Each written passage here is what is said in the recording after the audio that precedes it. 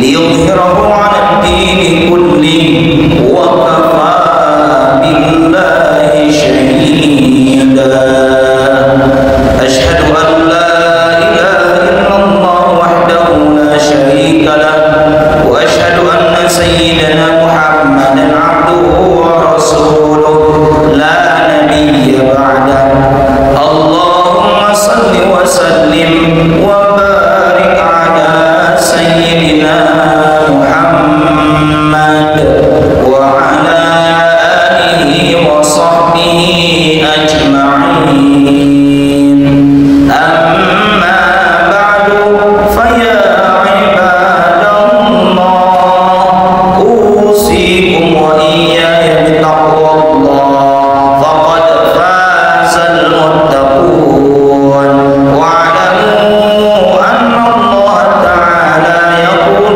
في القرآن الكريم وهو أصدق القائلين أعوذ بالله السميع العليم من الشيطان الرجيم بسم الله الرحمن الرحيم يا أيها الذين آمنوا اتقوا الله وقولوا قولا سديدا يصلح لكم أعمالكم ويغفر لكم ذنوبكم ومن يطع الله ورسوله فقد فاز فوزا عظيما صدق الله العظيم والمعنى الله أعلم بمراده معاشر المسلمين وزمرة المؤمنين rahimakumullah.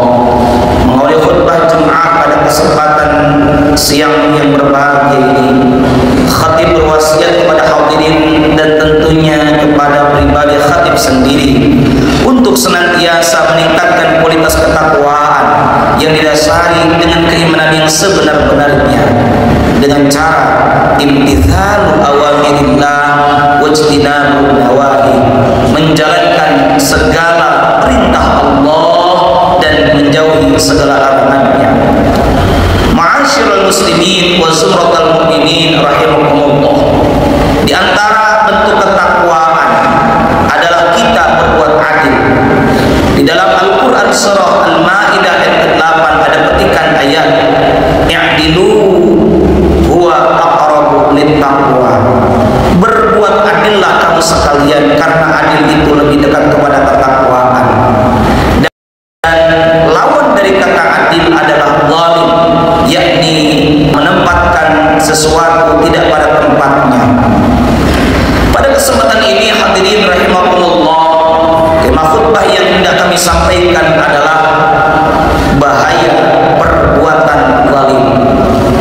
Di dalam Al-Quran tersebar banyak ayat yang mengingatkan kepada kita agar menghindari perbuatan zalim sekaligus mengantisipasi bahaya dampak daripada perbuatan zalim.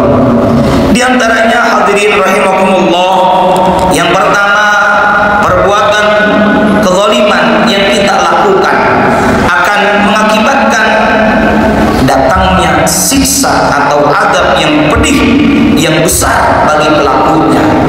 Ini sebagaimana termaktub di dalam Al-Quran surah Al-Furqan ayat 19. Bismillahirrahmanirrahim. Wa may yadhlim minkum nudhikhu 'adzaban kabira. Shadaqallahul 'azim wal ma'na Allahu a'lam bimuradi. Barang siapa yang berbuat kezaliman, pasti ia akan merasakan azab atau siksa yang sangat besar.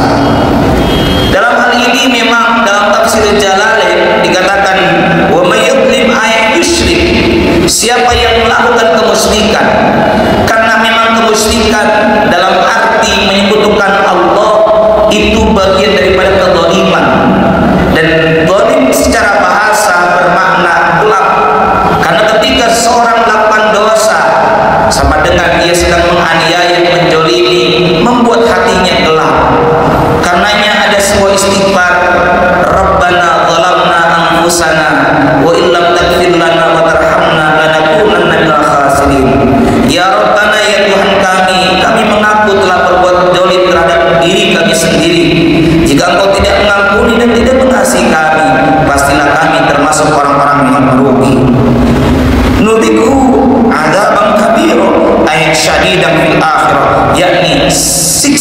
sangat besar di akhirat kelak. Waliyadzubillahi min dzalik. Bahaya yang kedua daripada perbuatan kejoliman adalah bahwa kejoliman yang dilakukan oleh seseorang kelak ia akan mendapatkan laknat berupa dijauhkannya dari kenikmatan-kenikmatan, dijauhkan dari rahmat Allah Subhanahu wa taala baik ketika di dunia maupun di akhirat. Ini sebagaimana ditegaskan oleh Allah taala di dalam surah Ghafir ayat 52. Bismillahirrahmanirrahim. Yauma la yanfa'u dhalimina ma'dziratuhum wa lahumul la'natu wa lahum su'ud dar. Yaitu hari ketika permintaan maaf tidak berguna bagi orang-orang zalim, bagi mereka laknat dan tempat tinggal yang buruk. Waliyadzubillahi min dzalik. Yang ketiga, hadirin rahimakumullah, bahaya kejoliman adalah bahwa kejoliman yang dilakukan oleh seseorang akan mendapatkan ancaman doa dari orang yang dijoliminya, dan doa orang yang terzolimi tersebut akan dikabulkan oleh Allah Subhanahu wa taala sekalipun doa itu adalah doa keburukan. Di dalam Sahih Al-Bukhari terdapat salah satu sabda Rasulullah Muhammad sallallahu alaihi wasallam, wattaqi da'watal mazlum fa innahu laisa bainaha wa bainallah hijabun. Takutlah dan waspadalah terhadap doa orang yang terzalimi, karena tidak ada antara ia dan Allah penghalang atas doa-doa yang dimunajatkan oleh orang yang terzalimi.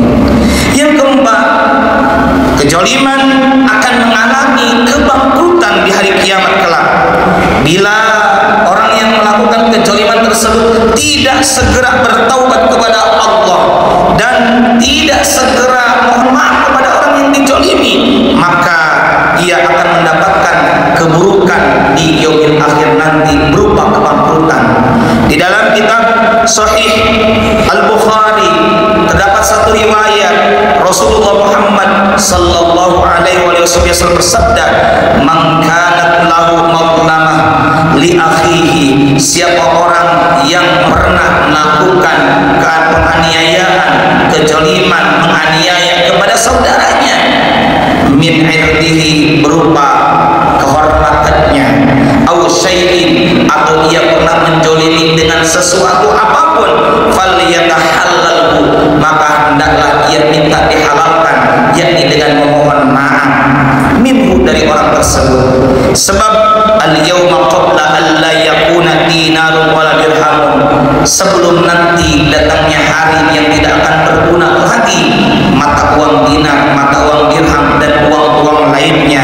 In kanat lahu amalun saleh, jika ia memiliki amal saleh, ukhidha minhu akan diambil pahalanya untuk orang yang terzalimi tersebut, biqadri madlamatihi dengan ukuran kejolimannya tersebut. Wa in lam takun lahu hasanatun, dan jika pelaku kejoliman itu tidak memiliki satupun pahala kebaikan, ukhidha min sayyiati sahibi, akan diambil keburukan dari orang yang terzalimi, fahumila alaihi, lantas disematkan, dialamatkan, diberikan kepada orang yang menjolimi. Masya Allah, karena itu hadirin hendaknya kita menghindari perbuatan-perbuatan jolim. Dan terakhir yang kelima, bahaya buruk dari perbuatan jolim adalah bahwa kejoliman akan mendatangkan bencana dan malapetaka. Ini sebagaimana Allah sampaikan di dalam Al-Quran surah Al-Hajj ayat 45. Bismillahirrahmanirrahim.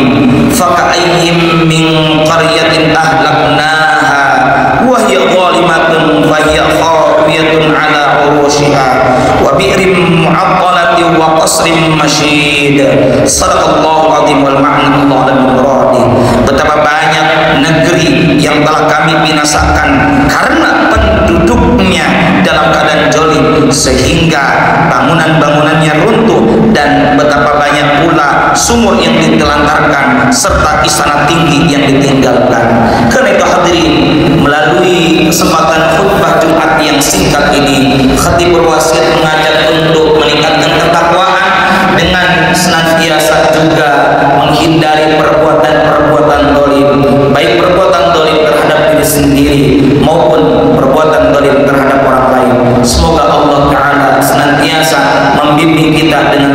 hidayah serta memberikan pertolongannya berupa inayah kepada kita semua sehingga kita bisa istiqamah